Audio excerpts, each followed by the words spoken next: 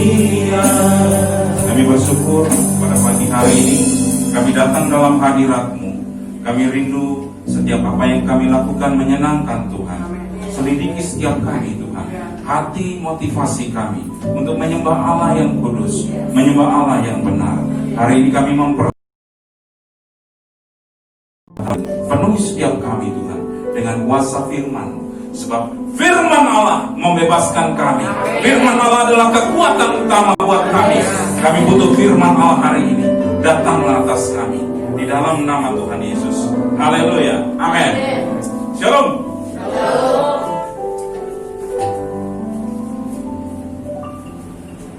Oke, baik saudara.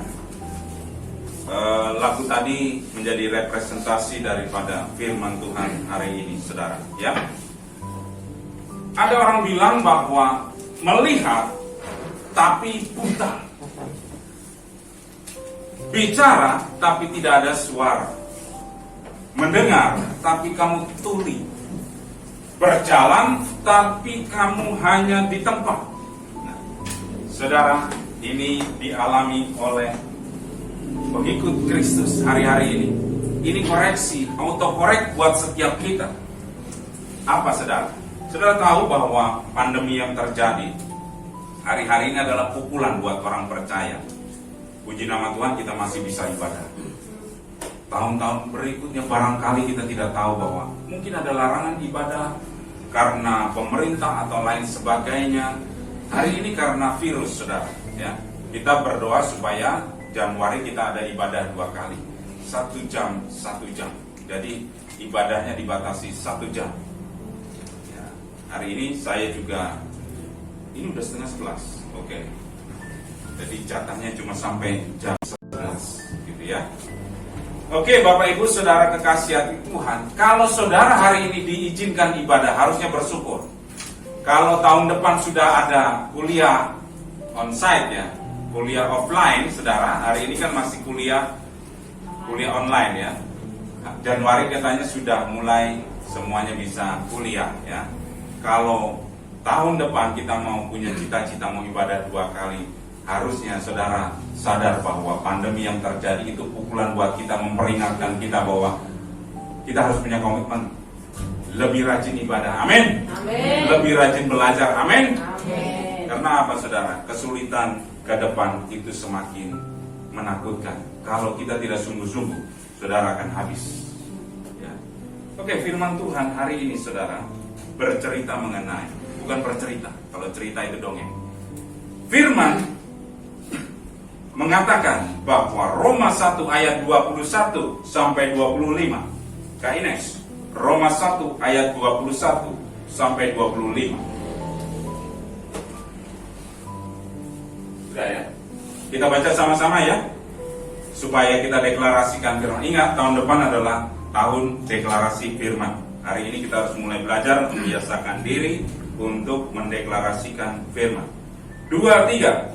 Sebab sekalipun mereka mengenal Allah, mereka tidak memuliakan Dia sebagai Allah atau mengucap syukur kepadanya.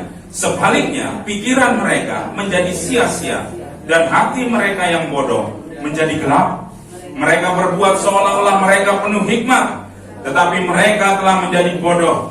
Mereka menggantikan kemuliaan Allah yang tidak fana dengan gambaran yang mirip dengan manusia yang fana, burung-burung, binatang-binatang yang berkaki 4, atau binatang-binatang yang menjalar. Karena itu Allah menyerahkan mereka kepada keinginan hati. Mereka akan kecemaran sehingga mereka saling mencemarkan tubuh mereka. Sebab mereka menggantikan kebenaran Allah dengan dusta dan memuja dan menyembah makhluk dengan melupakan penciptanya yang harus dipuji selama-lamanya. Amin. Fire! Fire! Fire! Fire! Saya berharap bahwa ketika firman Tuhan disampaikan, saudara menangkap. Firman ini berkata bahwa ketika ada firman datang, kita mengabaikan. Ketika ada firman datang, kita tidak peduli, saudara. Kenapa? Prioritas yang diceritakan di perikop ini adalah bahwa kita lebih mengutamakan ciptaan. Ya. Ciptaan itu apa? Segala sesuatu yang diciptakan Tuhan, yang bisa kita lihat, saudara. bisa harta kita, bisa pekerjaan kita, itu cuma ciptaan. Tapi kita lupa siapa penciptanya. Kalau kita tidak memprioritaskan siapa penciptanya, maka saudara akan mengalami yang namanya kebutaan, saudara. Gimana sih caranya kita mengetes apakah kita buta atau tidak? Kita berjalan tapi diam di tempat. Kita berbicara tapi tidak ada suara. Caranya gampang, saudara, ya. Sering kali saya bilang, ini pertanyaan diagnostik, ya. Orang psikolog tahu harusnya, ya. Pertanyaan diagnostik untuk mengetahui kondisi hidup kita. Caranya adalah kita tes 5 atau 10 tahun kemarin. Apakah kondisinya berbeda dengan hari ini? Itu cara ngetesnya. Kalau kamu katakan kamu berjalan tapi kamu tetap tinggal di tempat, itu artinya kita lumpuh. Kalau kita katakan kita mendengar tapi ternyata tidak ada yang kita dengar apa-apa. Nah, cara ngeceknya gampang. 10 tahun yang lalu dengan hari ini, adakah perbedaan? Adakah pertumbuhan? Atau jangan-jangan kita terjun bebas malah? Hidup kita makin merosot, bukannya makin baik. Harusnya seperti yang moto Cornerstone, kita akan naik dan bukan turun. Kita akan menjadi kepala dan bukan ekor. Harusnya itu. Tapi apakah itu terjadi dalam kehidupan kita? Nah, makanya saudara harus dicek. Apakah ada kebutaan rohani dalam kehidupan saya dan saudara yang membuat kita tidak bisa melihat semua yang baik daripada Tuhan, yang membuat kita tidak bisa mendengar apa yang Tuhan katakan? Katanya kamu mendengar, katanya kamu melihat, tapi sebenarnya itu adalah semu dan akhirnya sia-sia. Oleh karena itu cekan, ya. Silakan saudara cek masing-masing. 10 tahun yang lalu, setiap hari saya berdoa ketika mau makan, gitu, misalnya gitu, ya. Kan dari kecil dibiasakan mau makan kita berdoa. Hari ini, saudara, coba cek, itu yang paling kecil, ya, paling simpel, ya. Apakah setiap hari waktu kamu makan kamu berdoa? Gitu kan. Dulu waktu sekolah minggu, guru sekolah minggu ngajarin kalau mau makan berdoa. Sekarang bagaimana? Itu yang kecil aja, ya. Atau saudara, misalnya gini, ya. Sekarang dulu kalau mau makan berdoa, sekarang ditambahin selesai makan berdoa. Itu berarti peningkatan, saudara, ya. Saya tuh baru tahu bahwa zaman ini kan gereja karismatik.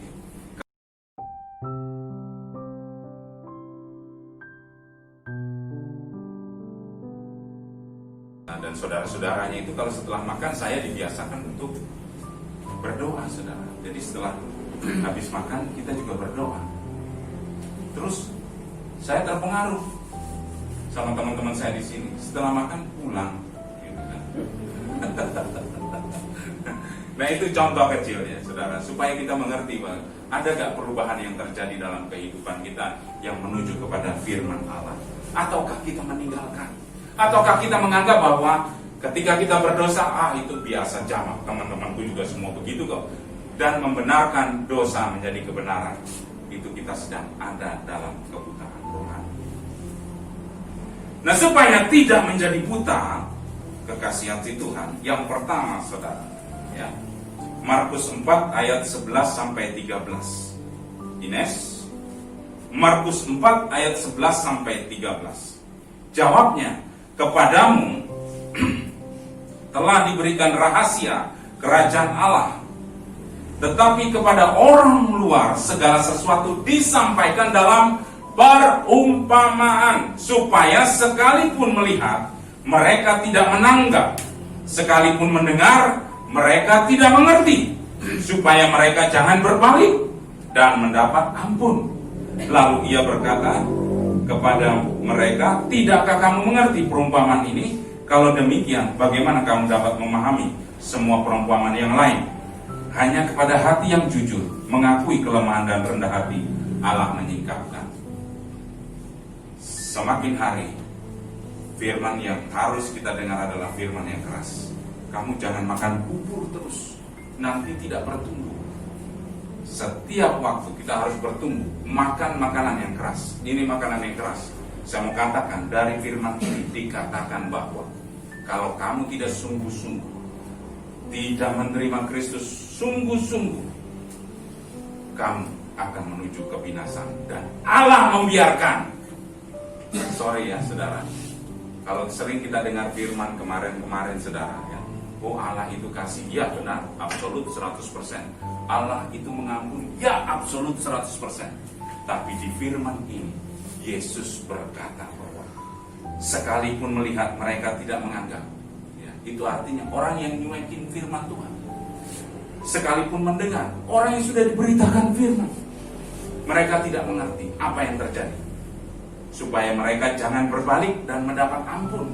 Itu yang berkata Yesus sendiri. Makanya saudara ya, berhati-hati. Tidak sekali selamat, tetap selamat. Kenapa?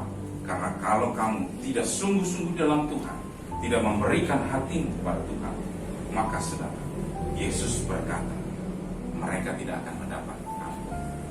Tuhan sudah menawarkan anugerahnya, tapi kita nyuekin.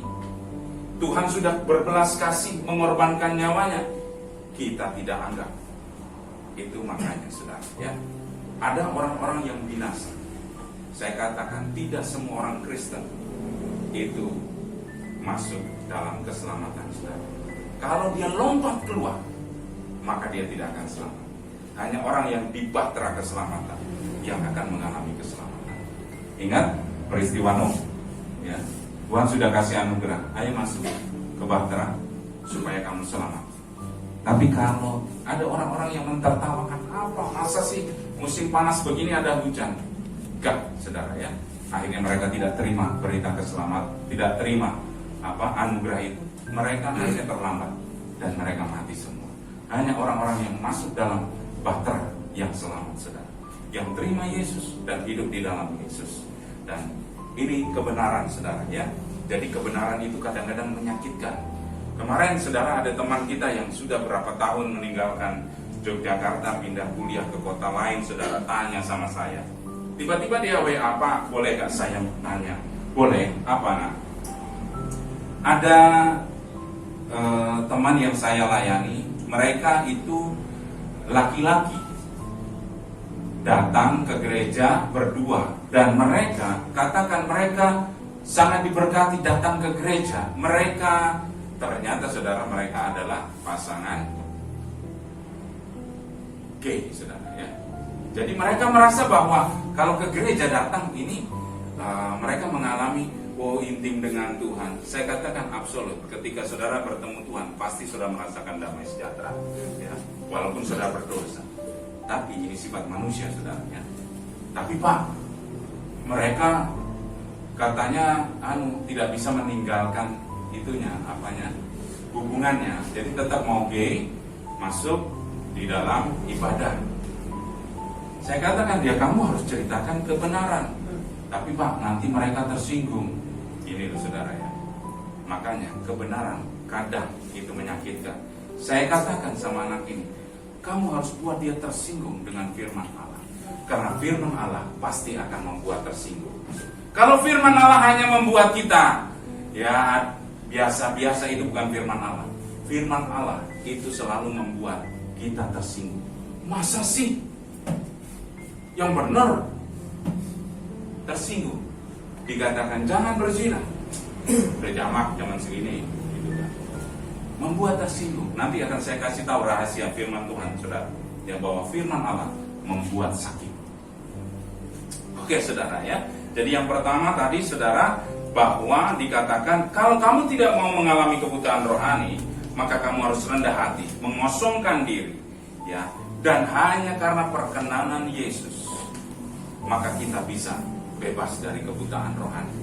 Kita akan lihat bahwa semua kemuliaan Tuhan di depan mata. Kita akan berjalan dan kita akan menuju naik ke Sion, saudara. Tidak hanya stagnasi, diam di tempat. Itu karena apa? Kamu merendahkan diri. Intinya saudara ya, yang pertama bahwa kalau kamu masih menganggap dirimu hebat, benar, tidak butuh Tuhan, maka kamu akan binasa. Saya mau katakan dengan keras saudara ya, kalau kita merasa diri kita ini paling suci, diri kita merasa kita paling hebat dan kita tidak butuh Tuhan, kita bisa atur segalanya karena kekuatan yang ada dalam diri kita, maka saudara, saya pastikan berdasarkan firman ini, saudara menuju kebinasaan. Karena apa? Matamu ternyata buta, sehingga kamu tidak bisa lihat bahwa di depanmu ada jurang. Akhirnya nyemplung dan jatuh. Ya. Jadi firman yang pertama, kerendahan hati dan mengakui kita butuh Tuhan Yesus. Yang kedua, saudara, ya. Yang masih yang pertama, ya. Kenapa ada malapetaka yang menimpa kita? Kenapa kita bisa masuk jurang? Kita bacakan Yesaya 66 ayat 4. Demikianlah aku lebih menyukai memperlakukan mereka. Ini perkataan Allah, ya. Demikianlah aku lebih menyukai memperlakukan mereka dengan sewenang-wenang dan mendatangkan kepada mereka apa yang ditakutkan mereka. Oleh karena apabila aku memanggil, tidak ada yang menjawab. Apabila aku bicara, mereka tidak mendengar. Tetapi mereka melakukan yang jahat di mataku dan lebih menyukai apa yang tidak aku kehendaki. Kenapa kita masuk jurang? Kenapa malapetaka datang? Kenapa kok ada ketakutan-ketakutan yang datang kepada kita, saudara? Itu jawabannya, saudara. Allah lebih senang melakukan dengan sewenang-wenang. Ini saya mau kabarkan, ya. Ini firman Tuhan, bukan saya bikin-bikin. Sebab ada di Yesaya 66 ayat 4. Dikatakan bahwa ini sifat Allah, dia tegasin. Kalau kamu main-main, kalau kamu tidak serius, kalau kamu tidak memperhatikan apa yang kukatakan, ternyata Allah pun bisa bersikap demikian. Ini makanan keras. Kalau saudara hari-hari ini hanya dinina-bobokan dengan berkat, kalau kamu ikut Tuhan Yesus, kamu diberkati, sekolahmu lancar, kuliahmu lancar, dan kamu akan kaya, saudara. Berhenti, saudara. Kita masuk kepada makanan keras, saudara. Ya, itu semua benar, absolut. Kita ikut Tuhan, pasti kita diberkati. Tapi jangan lupa, kalau kita main-main, Tuhan juga serius, saudara. Ya. Kalau kita main-main, Tuhan serius. Dia mengajarkan ketegasan. Ya. Dia lebih senang melakukan yang sewenang-wenang, terserah mau tak apain, gitu kan? Karena kamu juga tidak sungguh-sungguh terhadapku. Nah itu, saudara, kenapa ada malapetaka terjadi? Kenapa hidup kita penuh dengan segala penderitaan? Karena barangkali kita main-main sama Tuhan. Kita tidak peduli akan pagi. Yang kedua, saudara, yang kedua adalah 2 Tesalonika 2 ayat 10-12 dikatakan demikian. Dengan rupa-rupa tipu daya yang jahat terhadap orang-orang yang harus binasa, karena mereka tidak menerima mengasihi kebenaran yang dapat menyelamatkan mereka. Dan itulah sebabnya Allah mendatangkan kesesatan atas mereka yang menyebabkan mereka percayakan dusta, supaya dihukum semua orang yang tidak percaya akan kebenaran dan sudah kejahatan. Jadi artinya, saudara, mereka yang tidak mengasihi kebenaran. Ternyata, saudara, hari-hari ini, saudara, ya, kamu mau buka channel YouTube, buat mana-mana itu banyak, pengajaran banyak, saudara. Ada yang bicara ini, ada yang bicara itu, ada yang bicara itu. Itu artinya bahwa ketika saudara mau memahami firman, bukanlah pikiran yang saudara paling penting, tapi yang paling penting adalah hati. Ya. Kita tidak kurang informasi, saudara. Mau dengar yang model A, bahasa Inggris, bahasa Jerman, bahasa apa, saudara, banyak. Saya katakan ini zaman dimana informasi terbuka. Ya. Jadi saya pastikan saudara tidak akan pernah kurang informasi mengenai firman. Ya. Tapi saudara, ini bicara hati. Ya. Untuk menerima firman, bukan hanya pikiran, tapi hati. Kamu akan bisa membedakan di dalam hati kita itu bertata Roh Kudus. Ya. Sekali lagi, di dalam hati kita bertata Roh Kudus. Ya. Dia yang akan memberi pengertian atas setiap kita. Firman yang masuk itu akan diartikan oleh Roh Kudus. Jadi kalau kamu mulai bingung, saudara, itu pertanyaan, adakah Roh Kudus dalam kita? Ya. Saya pastikan itu, kita punya roh penolong. Yang berkata adalah Yesus sendiri. Aku akan mengutus penolong yang lain, yaitu Roh Kudus. Setelah dia terangkat, dia menolong kita. Dia datang kepada setiap orang percaya. Nah, apa yang terjadi, saudara? Kalau kita tidak mengasihi firman, kita hanya berpikir firman, maka kamu akan sesat. Hari-hari ini, kisah para rasul kemarin yang kita baca buku tahunan kita, saudara, itu bercerita bahwa penyesat-penyesat itu akan timbul. Contoh tidak mengasihi firman bagaimana sih? Tahu akan firman, tapi menggunakan firman untuk menyerang dan menjatuhkan. Itu contohnya. Kita dilarang, kita punya doktrin, dilarang ikut akun satir. Tahu toh? Yang di Instagram itu banyak. Ada gereja palsu,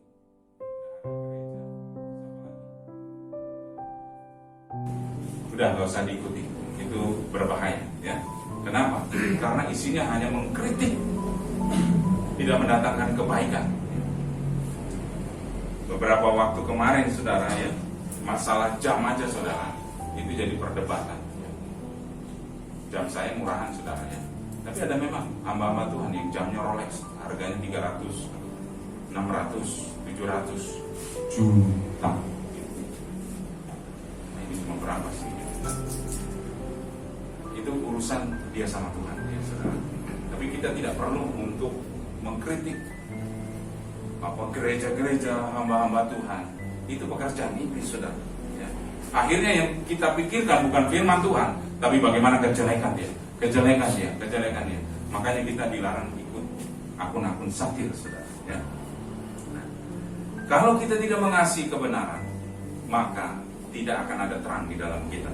Contoh yang lain, saudara, saya jarang ngomong perpuluhan, saudara, di sini, ya. Saya jarang sekali loh ngomong perpuluhan, ya. Tapi kemarin saya ditegur Pastor Henry, ajarkan setiap jemaat mengasihi firman. Contoh misalnya perpuluhan. Kalian lihat, Pak Gatot mana? Tempel lo di sini. Perpuluhannya berapa? Saudara, apakah maksud saya begini loh, bukan terus artinya bahwa saya memaksa saudara untuk memberi perpuluhan. Itu harus firman Tuhan yang katakan, bukan saya loh, saudara. Yang orang lingkar saya ini tahu bagaimana keuangan gereja ini. Tapi gereja ini tetap bisa berdiri, saudara, ya. Masih bisa eksis, luar biasa, saudara, ya. Dengan apapun yang ada, tetap ada. Peralatan sederhana, lihat nih, bocor, saudara, ya. Semalam saya tidur nyenyak, saudara. Tiba-tiba keyboard di sini, gitu kan, basah. Kita hanya sederhana, tapi tidak apa-apa. Kemarin saya bicara di pilotok, gitu. Nanti kalau kalian berumah tangga harus ada pilotok. Tahu pilotok? Pilotok itu adalah berbicara di tempat tidur, ya, ngobrol saat saya dengan istri, gitu, ya. Ada progres buat anak-anak. Nah, itu yang membuat kita terus semangat bahwa ketika kita melayani, bukanlah gedung yang bagus. Sekarang landscape gereja itu berubah. Bukan mengutamakan gedung gereja, bukan mengutamakan jumlah jemaat, tapi mengutamakan bagaimana amanat agung itu terjadi. Tahu gak, saudara? Tadi saya berdoa, Tuhan, saya rindu melihat jiwa-jiwa baru. Tuhan kasih langsung. Ada banyak nih, gitu kan? Jiwa-jiwa baru. Saudara hanya berdoa saja, Tuhan kirim, saudara. Ya. Itu luar biasanya. Hari-hari ini tuh Tuhan hanya mau lihat kamu serius apa enggak, kamu setia apa enggak, kamu mengasihi firman apa enggak. Jangan menyangkali firman, pilih firman, gitu. Kemarin di CSC kan ada saya mau tahu Tuhan, apa firman Tuhan, langsung dibuka Alkitab, blank, isinya apa, gitu kan. Karena sering kita begitu kan. Itu dukun, saudara, ya, menggunakan itu sebagai primbon, gitu kan. Itu saya pun pernah melakukan zaman dulu pertama bertobat. Tuhan, aku mau suaramu, bas bis bus pisang rebus bas, gitu kan. Kok nggak cocok ya Tuhan, ya salahmu sendiri, gitu kan. Tuhan bilang begitu, saudara. Nah, jangan begitu, saudara ya. Kasih firman. Apa yang firman katakan, lakukan, saudara. Baptisan, saudara. Ya, contoh baptisan. Ada orang-orang yang mau bertobat tapi tidak mau dibaptis. Nantilah. Zaman dulu pun ada saudara yang di sini, gitu kan. Saudara pernah menyaksikan tuh. Akhirnya saya batalkan baptisannya sementara karena dia belum mau sungguh-sungguh, hanya mau mungkin ikut teman-temannya baptis. Akhirnya ya sudah, kamu duduk dulu gitu, baptisannya nanti gitu kan, sampai kamu belajar. Nah, jadi mengasihi firman harus dengan sungguh-sungguh, jangan pilih-pilih. Hanya firman yang menyenangkan, tapi firman yang menegur kita tolak. Oke, yang kedua, kita harus mengasihi kebenaran dan jangan mau disesatkan. Ada orang yang baca firman Tuhan sampai hari ini, mungkin sudah khatam Alkitab, tapi nggak ngerti-ngerti. Nih saya mau kasih tahu, Yohanes 5 ayat 39 sampai 40. Yohanes 5 ayat 39-40. Kamu menyelidiki kitab-kitab suci sebab kamu menyangka bahwa olehnya kamu mempunyai hidup yang kekal. Tetapi walaupun kitab-kitab suci itu memberi kesaksian tentang aku, namun kamu tidak mau datang kepadaku untuk memperoleh hidup itu. Kamu sudah baca firman Tuhan, tapi kamu tidak berubah. Itulah maksud ayat ini, saudara ya. Meskipun kamu sudah khatam berkali-kali Alkitab, tapi kamu tidak melakukan apa yang kamu baca, itu percuma, saudara ya. Artinya tidak ada respon. Kamu tidak mengasihi firman Tuhan. Orang yang mengasihi firman Tuhan adalah orang yang melakukannya.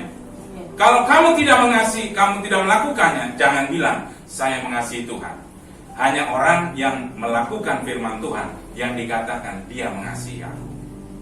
Ya, Yesus yang berkata ya di Perjanjian Baru, Matius berkata bahwa orang yang mengasihi aku adalah orang yang melakukan semua perintahku. Kalau kita tidak melakukan perintahnya, jangan bilang kamu mengasihi Tuhan. Amin. Hari ini kita semangat untuk komitmen ya, kita berubah. Natal sebentar lagi, berapa hari lagi? Yang cepat hitung.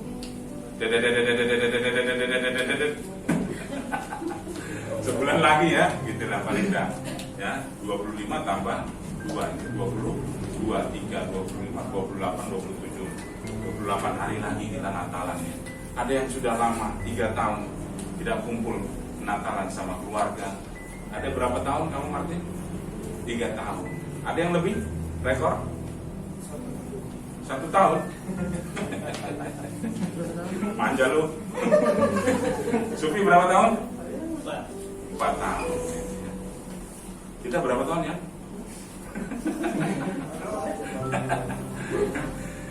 Nah itu saudara ya. Jadi yang kedua, kamu harus meresponi apa yang sudah kamu baca. Maka kamu tidak akan mengalami kebutaan. Hidupmu akan berubah. Firman itu kalau kita responi pasti akan membawa perubahan. Amin. Ya. Yang ketiga, saudara, sadari bahwa area kebutaan rohani kita, area kita punya banyak area, termasuk saya pribadi. Siapa yang bilang bahwa saya tidak bebas dari area kebutaan? Saya masih membutuhkan anugerah Tuhan. Jadi sadari bahwa banyak area-area kebutaan rohani kita yang membutuhkan anugerah. Kalau kamu tidak menyadari bahwa kamu butuh anugerah, maka kamu buta. Ya. Di setiap lini kehidupan kita banyak yang harus kita pergumulkan dan berdoa sama Tuhan. Tuhan, kirimkan anugerah-Mu. Mungkin saudara belum bisa lepas dari ketergantungan, keterikatan, atau hal-hal dosa apapun. Itu area kita yang kita butuhkan adalah anugerah Tuhan. Cukup katakan, Tuhan, aku butuh anugerah Tuhan pada area ini. Karena yang hidup kita sebenarnya hanya karena anugerah Tuhan, bukan karena apa-apa. Saya mau katakan demikian, saudara. Kemarin pelajaran minggu kemarin mengenai ketulusan, saudara ya. Yang ayat terakhir yang kita baca bahwa saya hanya hamba, yang saya lakukan. Kita tidak boleh menuntut Tuhan.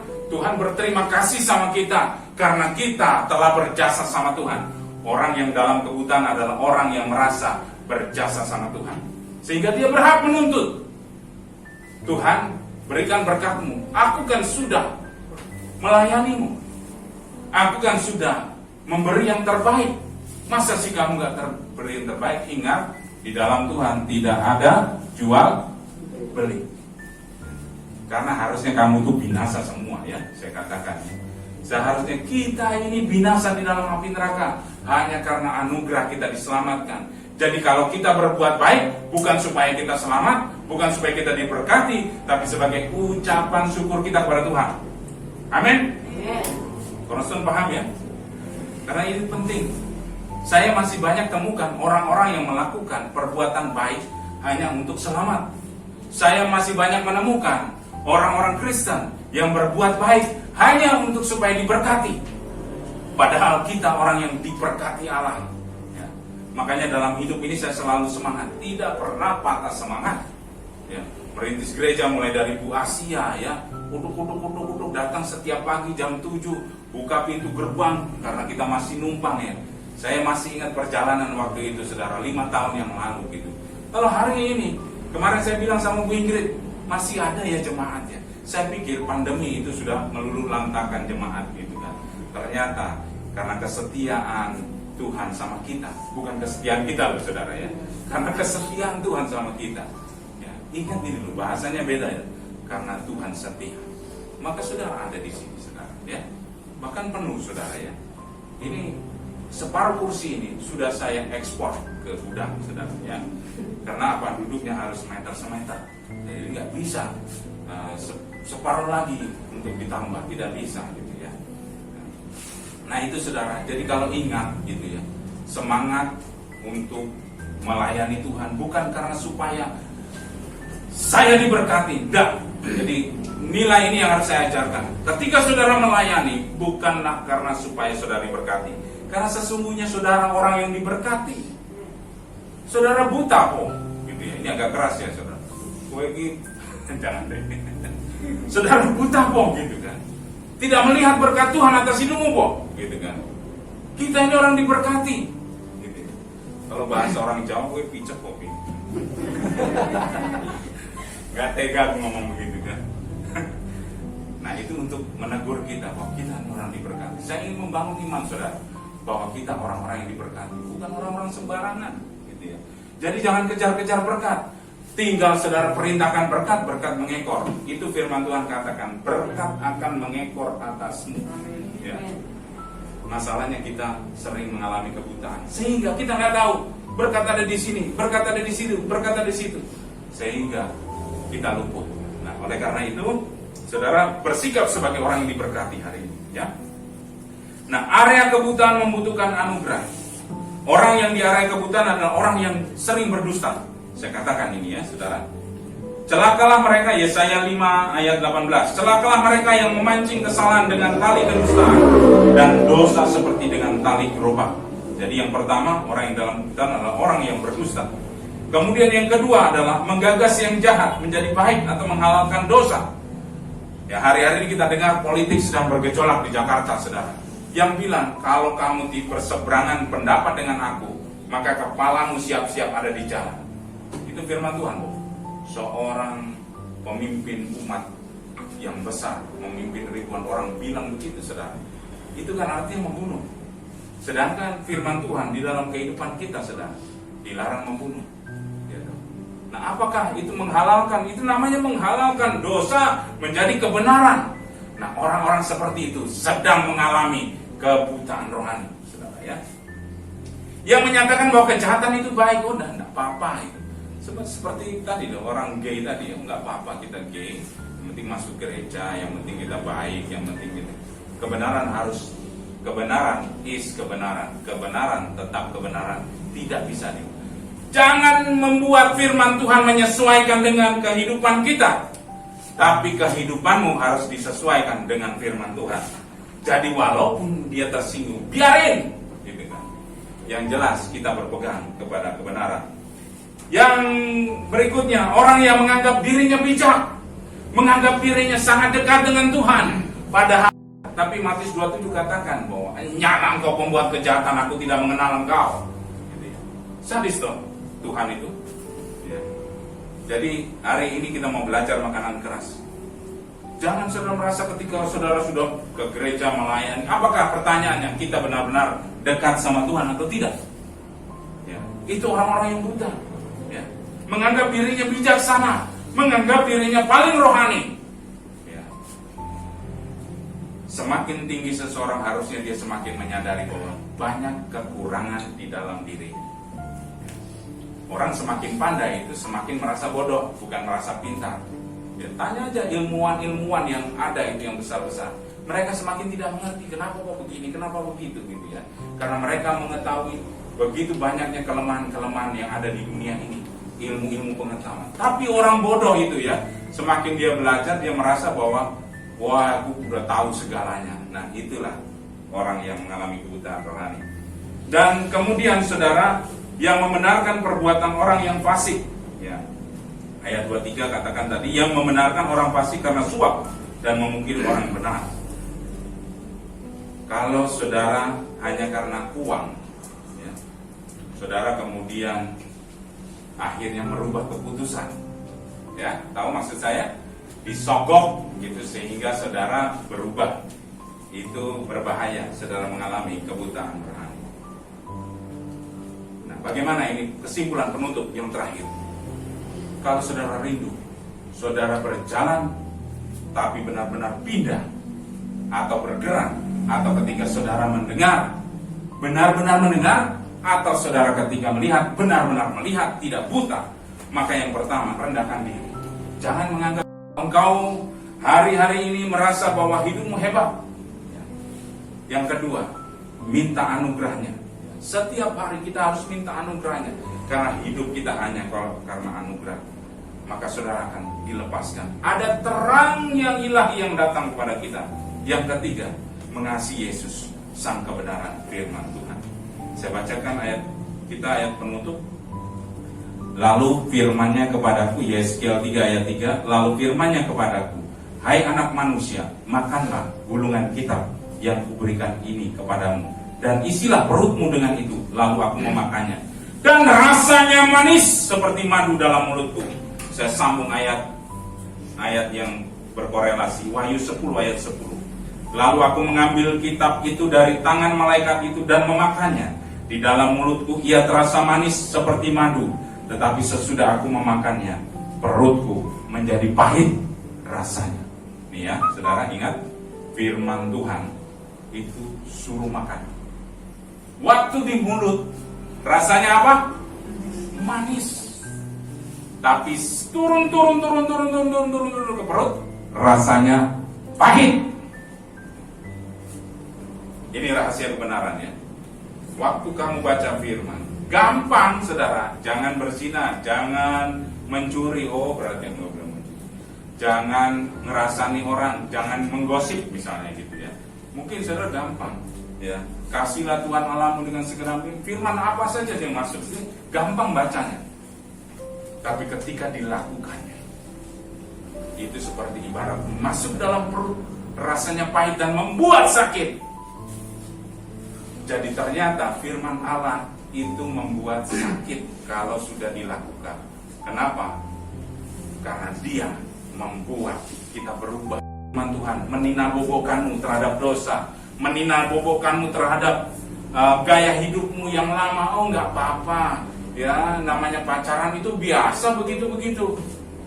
Namanya pacaran itu kemudian masuk kamar, kemudian nginap, itu biasa kan, teman-teman semua begitu, saudara. Nah, mungkin saudara merasa begitu, saudara, ya. Tapi ketika dengar firman, jangan berzina, gitu ya, saudara. Wah, firman itu datang, dilakukan atau enggak? Ketika dilakukan, ya, itu membuat pertentangan di dalam diri kita. Kalau firman Tuhan membuat pahit, itu artinya saudara mengalami yang namanya jamahan firman. Kalau firman Tuhan tidak mendatangkan perubahan, firman Tuhan tidak mendatangkan sesuatu yang membuat kita berubah, itu namanya bukan firman Tuhan. Firman Tuhan hanya meninabobokan kita, hanya membuat kita tidur-tidur santai dan kemudian masih hidup dalam dosa. Itu bukan firman Tuhan. Yang kamu dengar firman yang lain. Tapi firman Tuhan akan selalu bereaksi pahit di dalam perut. Artinya ketika dilakukan itu membawa perubahan, ya, membuat hidupmu berubah. Itu namanya firman Tuhan. Jadi hari ini responi ketika Tuhan bicara, ketika Tuhan memperlihatkan, ketika Tuhan berkehendak, responi. Karena itu kuncinya. Jangan menyombongkan diri. Biarkan dia mengobrak-abrik hidup kita yang rusak ini. Biarkan dia mendandaninya. Biarkan dia mengganti spare partmu yang rusak. Biarkan dia mengubah segala kehidupan. Bebaskan dia bekerja. Caranya bagaimana? Kosongkan dirimu.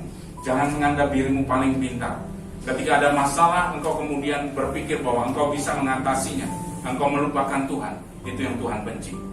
Itu jalan kebinasaan. Tapi hanya orang yang sungguh-sungguh datang kepada Tuhan dengan rendah hati, dia yang akan mengalami jalan-jalan Tuhan dan terang ilahi. Tuhan Yesus memberkati. Mari kita bangkit berdiri.